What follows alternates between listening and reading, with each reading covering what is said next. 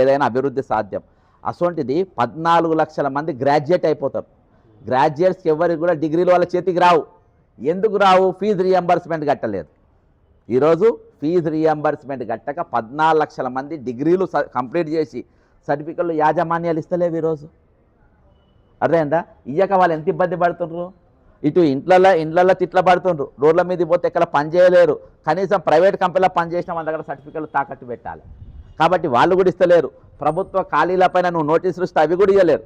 మొన్న బ్రదర్ మీరు సాక్ష్యం, చీఫ్ సెక్రటరీ గారికి నేను ఫీజు రియంబర్స్మెంట్ మీద డాక్యుమెంట్ ఇచ్చి బయటకు వచ్చి ప్రెస్ మీట్ పెట్టిన. ప్రెస్ మీట్ కాడ మీడియా పాయింట్ కాడ ప్రెస్ మీట్ పెట్టొద్దు అంటాడు.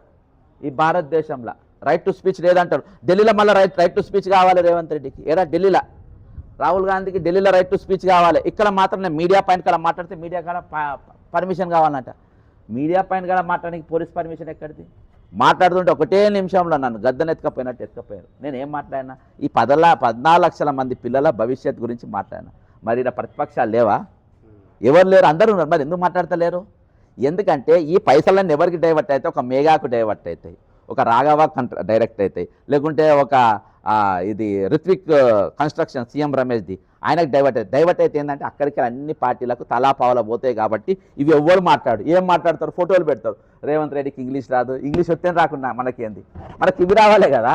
రేవంత్ రెడ్డి ఇంగ్లీష్ రాదు, నాకు ఇంగ్లీష్ రాస్తున్నా పని లేదు, ఆయన ఏం మాట్లాడినా పని లేదు. నాకు కావాల్సింది, నాకు రావాల్సిన హక్కులు నాకు రావాలి. దాని గురించి ఈరోజు ఏ ప్రతిపక్షం డబ్బుల గురించి ఎవరు మాట్లాడు, వీళ్ళకి వచ్చే బకాయిల గురించి ఎవరు మాట్లాడు, వీళ్ళకి ఇవ్వాల్సిన జీతాల గురించి ఎవరు మాట్లాడు, వీళ్ళకి రావాల్సిన హక్కుల గురించి ఎవరు మాట్లాడు.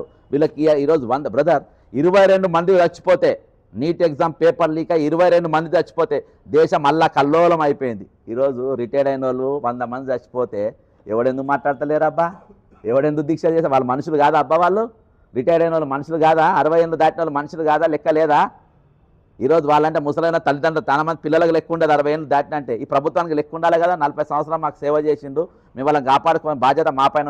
100 మంది 22 మంది చచ్చిపోతే దేశం అల్లకల్లోలం అయిపోయి కేంద్ర మంత్రి రాజీనామా చేసే కాడికి వచ్చింది. ఈరోజు 100 మంది రిటైర్డ్ ఉద్యోగులు చచ్చిపోతే నేను మాట్లాడద్దా? ఈరోజు నేను మాట్లాడద్దా? ఈ దేశ పౌరునిగా యాజ్ ఎ కామన్ మ్యాన్ నేను మాట్లాడద్దా? దీని గురించి ఎందుకు ఎవరు మాట్లాడితే కాబట్టి మేము మాట్లాడుతున్నాం. ఈరోజు 100 మంది చచ్చిపోతే రాష్ట్రం గొడ్డిపోయిందబ్బా? చిన్న ఇష్యూ ఇది. ఎందుకు చర్చ లేదు? నేను ప్రతిదీ ఫోటో నేను జంతర్ మంతర్లో ఫోటోలు పెడితే అందరూ చూసారు. 12,534 మంది సుప్రీంకోర్టులోనే పిటిషన్లు వేయించిన, ఈసారి కూడా వేసిండ్రు. వీళ్ళందరికీ అక్కడికే లెటర్లు వచ్చినాయి. ఈసారి పైసలు వెంటనే ఇచ్చేయమని రాష్ట్రపతి గారు ఉత్తరం రాసిండ్రు. ఎవరికి రాసిండ్రు? ముఖ్యమంత్రి శ్రీమాన్ రేవంత్ రెడ్డి గారికి రాసిండ్రు. ఇది కమిటెడ్ ఎక్స్పెండిచర్, వాళ్ళ పైసలు వాళ్ళకి ఈమంటే ఆయన ఉత్తరం మళ్ళీ రిప్లై ఇచ్చిండు. మేము 100 రోజులలో వాళ్ళ పైసలు ఇస్తామన్నారు. 6,000 కోట్ల 100 రోజులలో వాళ్ళ పైసలు అన్నీ ఇస్తామని చెప్పారు. వీళ్ళకి కూడా అందరికి పైసలు ఇస్తామని చెప్పి అందరికి లెటర్లు వచ్చినాయి. అందులో మళ్ళీ 100 కోట్లు ఏది కమిటేషన్ ఇస్తుండ్రు. ఇంత పెద్ద కుట్ర. కమిటేషన్ అంటే ఏం తెలుసా? ఇవాళ నాకు 100 రూపాయలు నాకు వస్తాయి, ఇవాళ ఒకరోజు హ్యాపీ, రేపంచలే 40% వడ్డీతో సహా జీతంకి కట్ చేసుకుంటారు. నిన్న వేసిండు రాత్రి. ఇలా మన చలో సెక్రటరియట్ అంటే రాత్రి పైసలు పడ్డాయి వీళ్ళందరికీ, ఈయనకు కూడా పడ్డాయి.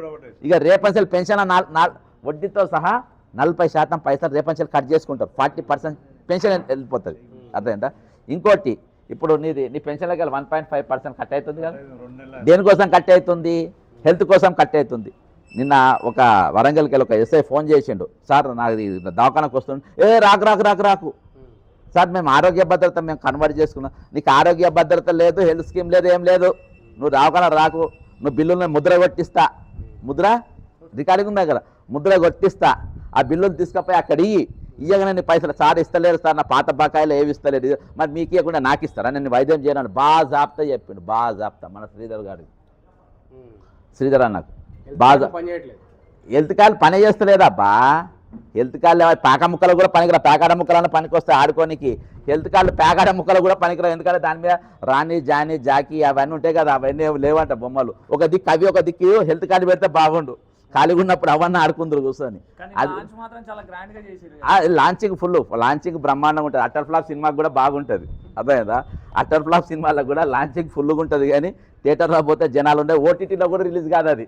అర్థమైందా? ఓటీటీలో కూడా రిలీజ్ కాని సినిమా ఈ ఎంప్లాయీస్ హెల్త్ కార్డులు. ఓటీటీలో కూడా పనికిరాని అసలు సినిమా. ఇప్పుడు ఈ సమస్యల పైన మనం మాట్లాడుతున్నాం అబ్బా. ఇవి ఏవైనా చట్ట వ్యతిరేకంగా ఉన్నాయా? అర్థమైందా? ఈరోజు ఇంతకుముందు ఈ రాష్ట్రంలో ఎవరన్నా పట్టుకొని ఎవరికి వచ్చేదంటే కొంతమంది కరడుగట్టిన నేరస్తులు, దొంగలను, 420లను, చిట్ ఫండ్లు ఎగ్గొట్టిపోయిన వాళ్ళను, మోసగాళ్ళను, అర్థమైందా, టెర్రరిస్టులను, రేపిస్టులను వాళ్ళని పట్టుకొని పోలీసులు ఎవ్వరు దొరకకుంటే కలర్ డ్రెస్లలో పోలీసులు పట్టుకొని పోయేది.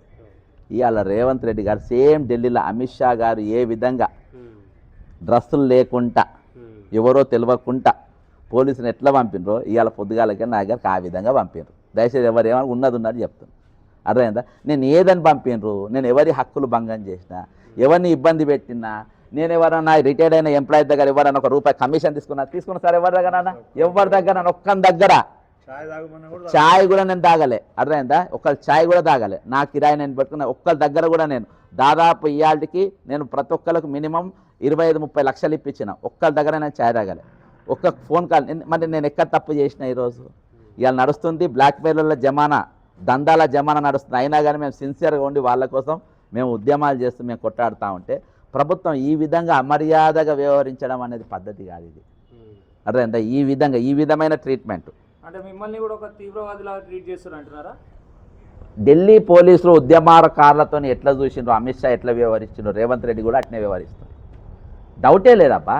ఈరోజు నేను చెప్తున్నా, బాజాప్తా బ్రదర్, డే టైంలో రండి, యూనిఫామ్లో రండి, నేను ఉద్యమకారు రండి, పొన్ను తీసుకుపోండి.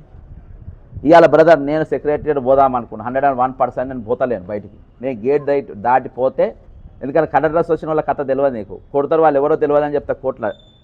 అర్థమైందా? కలర్లో కొట్టి మేము కాదని చెప్తారబ్బా, వాళ్ళు మా వాళ్ళు కాదంటారు. అసొంటి వాళ్ళు ఉన్నారు మన వాళ్ళు, పెద్ద ఆఫీసర్లు. అర్థమైందా? దీని వెనక ఏ ఆఫీసర్ ఏం పని చేస్తున్నా అంత పేర్లతో సహా తెలుసు. అర్థమైందా? కానీ ఈరోజు వాళ్ళు అంటే ముఖ్యమంత్రి దగ్గర మంచోడు అనిపించుకోనికి, నేనేమన్నారు ముఖ్యమంత్రి